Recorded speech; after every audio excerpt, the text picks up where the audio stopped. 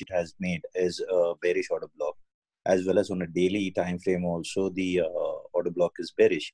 But on a hourly order block, it has closed as a bullish order block. So I just want to confirm about what has the order flow in XAUUSD changed, or is it for the time being, unless and until the daily order block has been broken, to call it as a bearish trend, since the higher time frame causes the this thing precedence over the lower time frames. Correct. So as you see here, this is a bullish order block, and this is the daily time frame. So the daily time frame takes precedence over, as you said, the lower time frame. So on the daily, it is still bullish, but that does not mean that the lower time frames can also be bullish. They can change more rapidly than the higher time frames. So as this depicts to us on our screens here, we see that this is the daily order block that is bullish, and until price comes down over here and closes below this bullish order block, this will remain bullish until further notice. So if we see this on a 4-hour chart over here, we have different order blocks that show us price has changed. So if we see over here, this order block sitting here has been traded through. So if I make this a red color, is our 4-hour order block, and we can see from Friday, price has basically closed below it over here. So when price comes Monday morning, market open, we are expecting the order flow to test our source. If we know what the source is, if you've watched the previous videos, this is the source. So when this gets tested, we expect price to go lower and not close above our source. If it closes above our source, well, then trend just continues. And sorry, you can ask your question now. Just hold on 1 second. So when price closes above the source over here, this is when the market will continue being bullish. Even if price wicks through the source, but the candle bodies close inside of the source, it is still a valid bearish order flow. Does that answer your question, Sean? Yeah, thank you so much. Just a quick question on that, Darren. Hi. Hi, yes. So if the order, just because the order block was broken on the 4-hour, does not mean you now go bearish, yes? Correct. It doesn't mean you immediately sell. However, you can look for sell opportunities if they present themselves in the form of what? Well, if we look here, we have a daily bullish order block at the bottom. We also have price imbalance over here.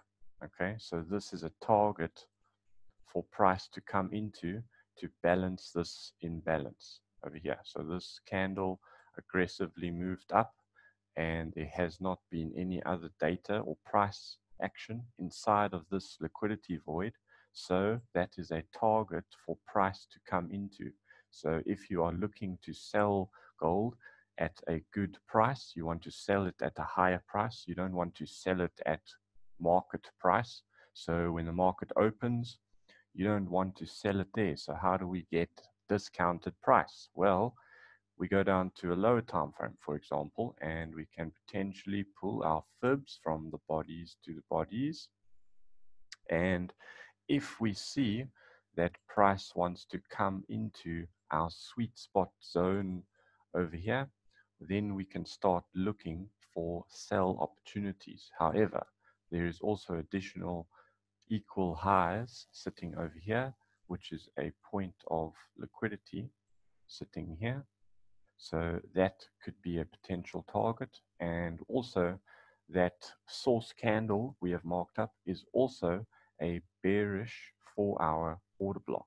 Okay, so that can also hold orders for the institutions and also the evidence we see on our chart here, if we zoom in, there is aggressive selling going on in gold right now. So if you look closely on your charts and your brokers, you will notice that there is two fair value gaps that were created on the 4-hour time frame for gold. So this particular fair value gap is 55 pips, and this particular gap is, say, 80 pips. So it is likely that gold will want to balance that price. So the institutions will have another opportunity to sell gold at a higher price, which is the same for us. We want to not sell gold at the current market price because we have FOMO, the fear of missing out. We are not trading like retail traders. We are trying to trade like the institutions. So the institutions will bring price back up before they sell it. Hence, we sell at premium. Okay, Darren, thank you. Could you Yeah. please have a look at the charts? Sorry? Darren. Could you kindly have a look at the chart? The question is there.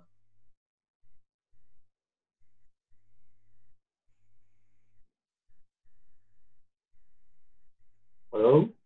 Go ahead. Okay, Darren. I'm saying kindly have a look at the charts. The question.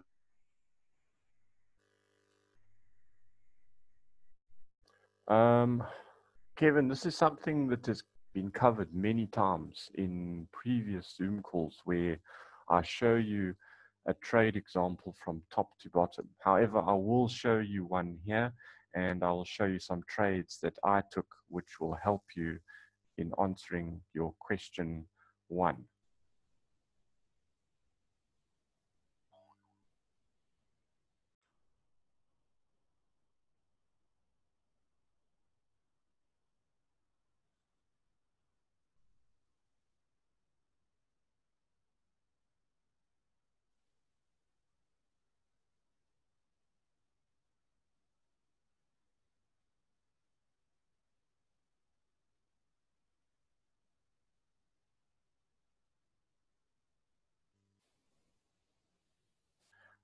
Kevin, are you here? Can you hear me? Hey, Darren. Yes, Kevin is here. I can hear you. Okay, so I said that those chats, sorry, it disconnected me now, so I don't see all of the questions you had posted there. But I saw one of your questions was you asked, can we do a top-down look at a potential trade setup? So I have done this before many times in previous Zoom sessions, so you can go and watch those. However, I will do another one to show you some of the trades I personally took this week so that you can see how it is done and what I look for in the charts. That should answer that question that you posted. Thank you. I appreciate it. I'll repost again. Baby trader, you asked me, how do we see a break of market structure? If you have a mic, if you don't have a mic, do you want to say anything to that, or would you like me to go ahead? I'm going to go ahead and answer your question as how we identify the break in market structure. Well, just like we follow the order flow, the market structure is made from the candles that are represented on the chart. So if we are looking, sure, this is a trade in hindsight or a chart in hindsight, meaning the data has already occurred, but the same rules apply. So when price is going up over here, it is consistently breaking these highs over here. So each time price is going higher, it is essentially making what? Higher high,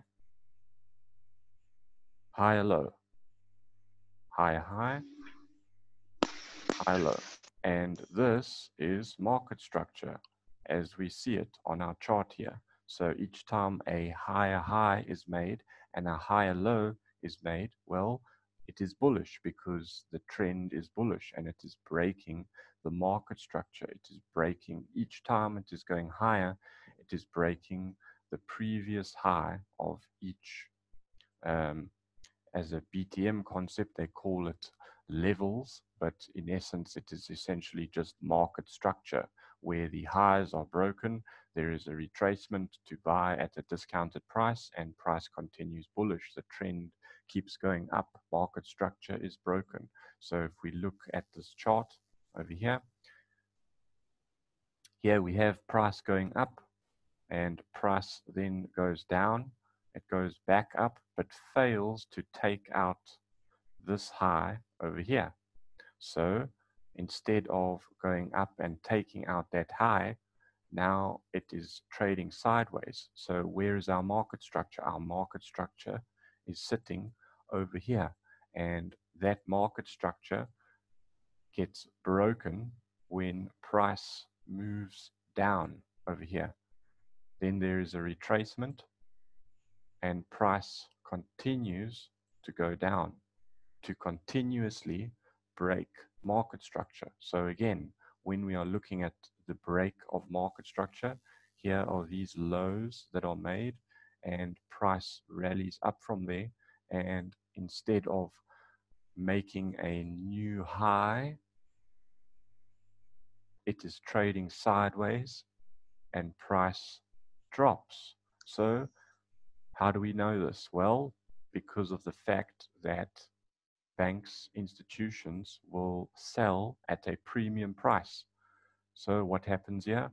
Price rallies up into a premium price over here. So price falls over here and rallies up, breaking this market structure over here. It then comes back into that price level and continues down, so that the market makers have a second opportunity, sometimes even a third opportunity, to get in if they are selling at a higher premium price, because they don't want to sell at current market price. They want to sell at a higher price to take price lower. And each time that occurs, this is where we can use our fibs. So again, price goes down over here, retraces back up over here, and then falls again, breaking this market structure over here. So essentially, when there is highs and lows, we have market structure. Market structure, in essence, if you look at it in the most simplistic form, go and look at a line chart. You can easily see market structure. Here's market structure. This lows over here, market structure. These swing lows over here is market structure. So it is very easy to identify. You are maybe overcomplicating it when you are looking at the chart to try and identify market structure. It is really something that's so simple that doesn't even require a whole video on its own. It is essentially highs and lows and highs being made and broken day in and day out on any time frame you look at, whether it's daily, 1 hour, 4 hour. Obviously, the higher the time frame, the more powerful the moves and the more consistent the trend will tend to go in the way the market structure is breaking. So when you see market structure being broken, sometimes price just wicks through that market structure, which is essentially a run on liquidity, but on a higher time frame, if it is a candle close below the market structure, then it is breaking the market structure and not running a liquidity, because sometimes there can be just a run on liquidity. Hope that answers your question, baby trader. Hi, Darren.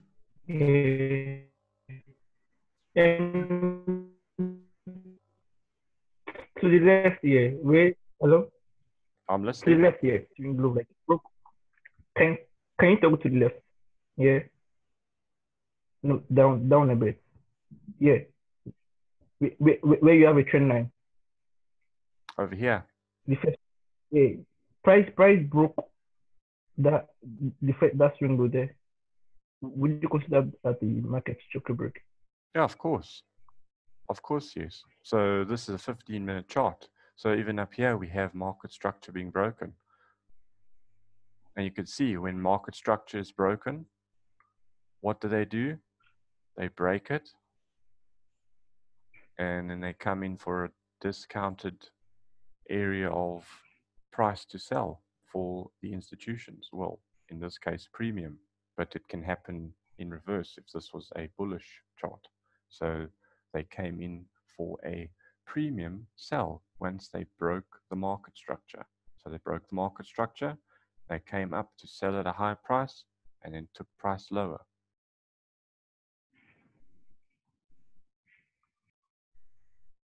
Hi, Darren. Can I clarify something? Yeah, sure. He meant the long candle that looks like a pin near the lowest trend line you just drew. This one here. Yeah, is that a market structure break on the left? A few candles on the left. There's a swing low in the middle. Yeah. No. Just go back where you were. There's a very long thin candle. A long thin candle. This one here. No. Go back where you were. Yes. Then yeah, there's a long thin candle. 1, 2, 3, 4, 5 candles back. This one. There. No. No. Go back. This one. Up. Yeah, there. Yeah, there. Exactly. No, that's not a market structure break. It didn't even touch the swing low. So in essence, that candle closed that gap over there of price imbalance and then rallied up. But when it came back down, it created these lows and then bounced. So these lows were created over here. So those lows were only tested when price came around and bounced off and then broke. So these lows were broken on the 7th of August. They were created on the 6th of August. Hi, Darren. Can I ask a quick question? Yeah, sure, go ahead. Okay, so the question that I have is in regard to the institutional price levels. And it's just a brief question, really, for clarification on my part. And that, namely, is, okay, so the institutional price level, you can start off by the peak at the top to ascertain what it is. If that number is, say, between, say, 730, would you round that down to 500, or would you round that up to 800? It's the rounding up or down that I'm kind of getting, well, I need clarification on, really. Would it really be helpful? Okay, so here is an example of that. So I'm going to put the IPLs on here, and we have, in essence, the round number over here. Sorry, not the round number, the 800 IPL sitting over here at the top. Then we have 730, like you said, and then we have 500 over here. So to you, where do you see price closer to, the 500 or the 800, if 730 is the price level you are talking about? 800. So there's your answer. You have price closer to the 800 IPL. So that is the area. If it is bullish, price is rejecting the 800 IPL. If price is coming towards the 800 IPL and bounces off the 800 IPL at 730, well, then price was respected at the 800 IPL. Excellent. And just another very quick question. When you're determining those levels, are you including the wick or the body of the candle? For what exactly? For when you're so when you're measuring your first IPL, are you taking that from the top of the wick of the highest point? So can you see that there's a really strong wick that's there? That's right. Would you take it from there, or would you take it from the body of the bullish or bearish institutional candle? So this is a 1 hour chart, and wicks are noise. Wicks are noise on lower time frames. 4 hours, 1 hour, 30 minutes, 15 minutes, 5 minutes are all noise. Whereas a monthly candle, a weekly candle and a daily candle, the wick is not always noise. So that is why we measure the fibs on those time frames higher than the daily with the wicks, whereas from 4 hour and lower, the bodies we use for fibs. So in this example over here, I'll show you that this price was respected, which was the IPL round number over here. So sure, there was a body that closed above on this 1 hour chart, but in essence, it respected this round number IPL over here, and price wicked through over here. So if we go and look at a 15-minute chart, that is not a wick. It is, okay, well, there we go. It actually was a wick.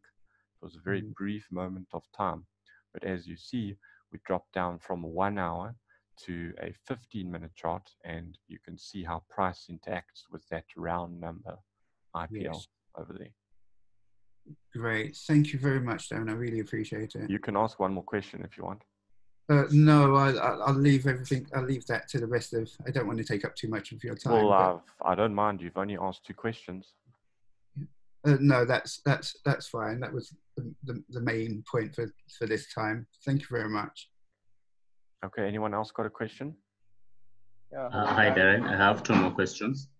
What has to happen in the charts for us to consider a change in directional bias? Well, do you follow the order flow at all? Yes, I do. Okay, so what order flow is on EU right now? Currently, it's bullish. Bullish. Okay, incorrect.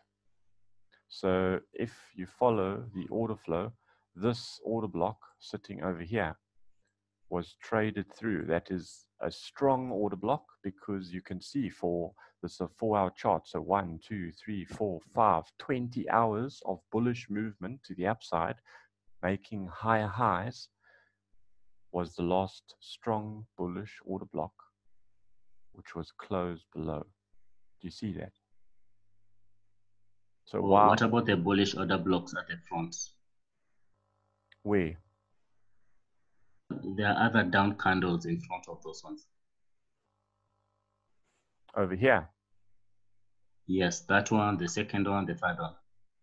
Okay, yeah. But if you follow the order flow strategy tells us that when we follow the order flow from a low and price is bullish, and we are following the order flow like we are right now, and each time order blocks get created, price travels higher. We are waiting for price to break and close below these order blocks.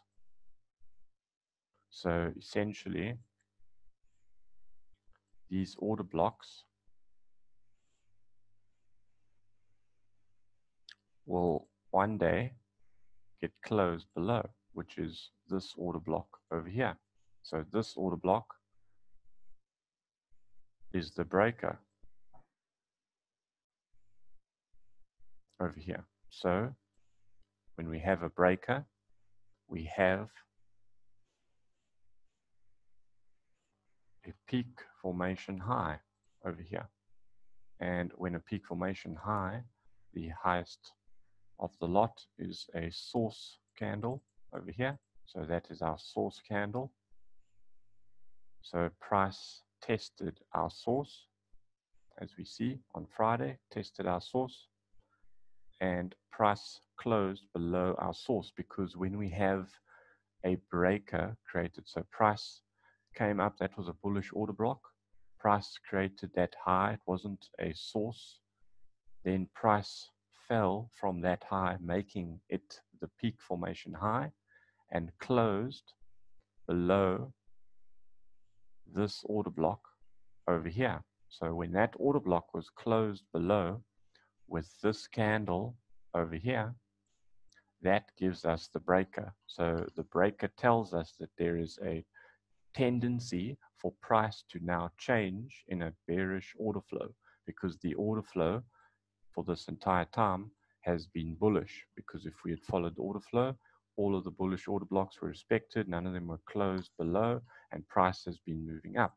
So what the order flow tells us, once the breaker has been created, we expect the source to be tested, and then if the source is respected with other confirmations, we can look for a sell opportunity. So I left it for this Zoom call because I saw a lot of you discussing in the group chat that order flow on the H4 chart of EU was bullish, which is incorrect. On the H4 chart on EU, it is bearish based on what I'm showing you here. And if you have learned anything from my order flow following strategy that I taught on YouTube, you will see that this is the last strong order block before the peak formation high was made. Price came down, created the breaker over here. Price rallied and tested our source. Now, if we measure over here from that low to that high, generally we see price trading around the 79% as well as respecting our source. And we also have that IPL round number as well as this 800 IPL sitting over here. And you can see that price sits there inside that 800 IPL as well as this 4-hour order block that is sitting over here at this peak formation high. This is a 4-hour order block sitting over here.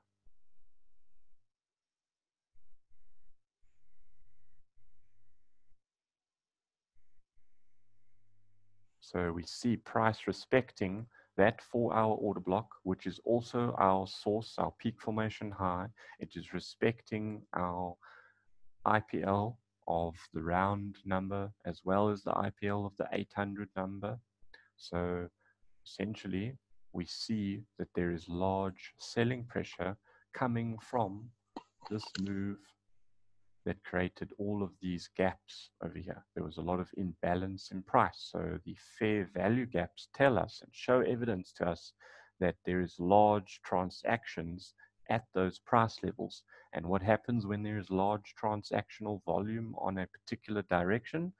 The banks, the institutions are leaving those footprints on the chart, allowing us to be patient and wait to do the same transaction that they had performed.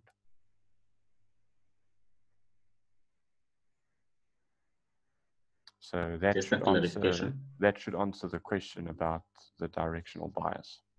Yes, true. Can I clarify? Can you clarify this? Yeah. Do we change the bias after the breaker has been broken, or does it have to test the source? So we have a source created at the top, and we have the breaker created. Now that doesn't necessarily mean now we immediately jump into a sell trade.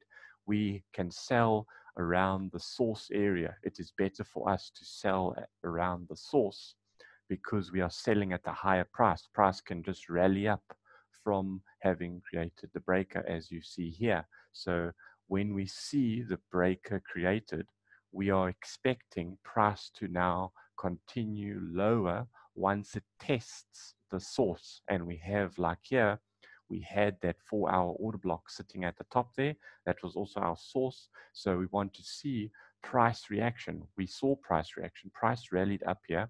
And on this 4-hour chart, you can clearly see that price is failing to go higher with the candle bodies. They are cleanly closing below this 800 IPL. So automatically, you can say that that is a good sell opportunity for 1, 2, 3, 4, 5, 6, 7, 8, 9, 10.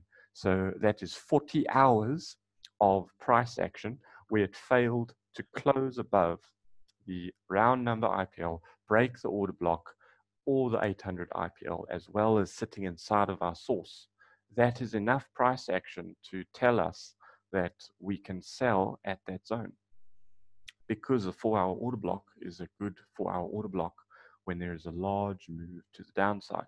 And there was a large move to the downside over here. And this move over here That was a large move to the downside that took and broke price to create the breaker. Anyone else got any questions? Yes, Darren. Yes, go ahead. Can we get down to gold, please? Okay. Okay. This is an H4, right? So, um, I'm talking about the bullish order block that you marked. I mean, the price traded through. Can you categorically say that that serves as a breaker, or you know, that's my question. Because as price traded and closed below that, and it's possibly wanting to go and test the source, can you confirm that that is a breaker order block, or is it just a normal order block? So right now, that is a strong order block that price broke, okay? Because price came up here, rallied down, and the institutions bought into this candle. So that you can see price moving up. So essentially, if that was a strong enough order block to retain the orders to keep price higher, then price should have continued to go up. So in my view, that is a strong order block that was broken, and price closed below that order block. And now, essentially, this is the breaker. So that is the breaker. Here we have the source candle, and we are expecting price to test the breaker, test the source, and have a reason to sell at around the source somewhere. Okay, thank you. Anyone else got any questions? Yeah. Sure, go ahead. Okay. Actually, there's something I was able to ask, during our last Zoom meeting. For instance, if you go to a 4-hour candle or a 1-hour candle, and then you see a fair value gap, see that the fair value gap seems to be filled maybe with weeks, candle weeks or so, or something like that. So can you consider that filled in low time frame? Why on higher time frame it seems like that is a gap? So what's your take on that? Okay, so put it this way. When you see a lower time frame gap and there is a wick that fills that gap with an imbalance, because there's an imbalance of price there, if it wicks in there and completely reverses, that is fine. But on a higher time frame, like a daily chart or a weekly chart or a monthly chart or even a 4-hour chart, sometimes you will see that there is a fair value gap, and price sometimes will wick in there and come back there, but trade around in that gap. And that is because there's fair value in there to keep price there, so that there's opportunity to get in at that price and then move away from that fair value gap. So on lower time frames, it can just be a wick, especially on a 15-minute. Often you will see that price can just fill a fair value gap with a wick, and sometimes it can be with a body. So over here on EU, this was a gap on a 15-minute, and you can see that there was a wick that filled. 30 minutes, there wasn't a gap over here, but again, you see a similar scenario over here. There is a fair value gap, price comes in there, and there is bodies over there. Now, if you look at that specific zone, it closed. If you look over here, so there is an example where the wicks filled the rest and the remainder of this 15-minute liquidity void, and on a higher time frame, the bodies filled. So it is really in question of the time frame that you look at.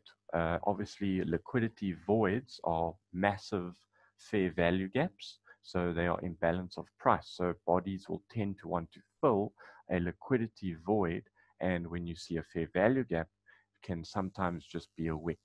Okay, so liquidity void versus fair value gap, you can generally say that a wick can essentially fill a fair value gap and they'll be happy with that, Whereas the liquidity void is a larger imbalance of price, and they will want to trade more inside of that price levels to balance it before moving in the direction that the fair value gap or the liquidity void was created in. So you could see it traded down over here because this was a liquidity void.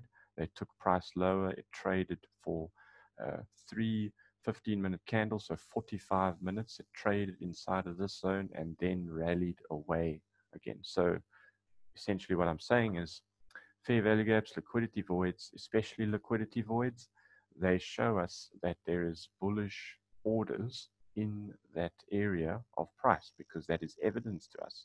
That's what I keep saying. And I think everyone is missing the whole picture of a fair value gap or imbalance of price or a liquidity void. They don't get that that is the essential evidence to us in the best format on the chart that is where price is aggressively moving away from and orders are sitting at that zone. Anyone got a question?